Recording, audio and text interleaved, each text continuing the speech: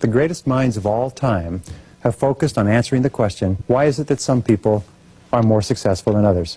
How shall we live in order to be happy? What are the keys to wisdom and goodness in life?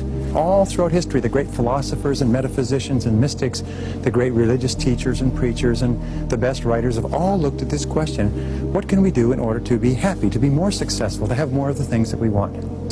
And the answers to both of them are confidence and courage. The greatest single limitation on success in America, in the world today, is lack of confidence. It's not that we can't do it. We have capacities and abilities beyond anything that we have ever thought of in our whole life. You know, if you used your talents to the full for the rest of your life, you would never even use a fraction of what you're actually capable of, based on all the research that's been done.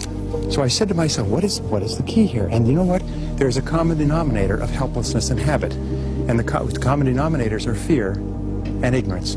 Fear and ignorance. We're afraid.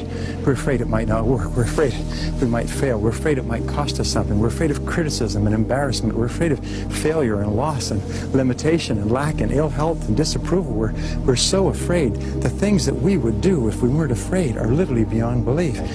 You know, it's a true statement.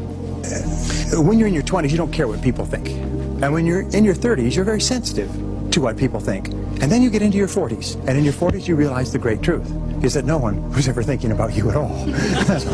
Now, all successful people are those who consciously are aware that the self-doubt that holds most people back is something that they are heir to as well. Our natural tendency is to think of the reasons why we can't before we think of the reasons why we can. The key to breaking ourselves out of the comfort zone and breaking ourselves loose of the shackle of helplessness is courage and confidence. And the more we learn about what we want to do and be and have, the more we believe that we can do it. The more we believe that we can do it, the more willing we are to try. And the more willing we are to try, the more likely it is we will succeed. What is the first part of triumph?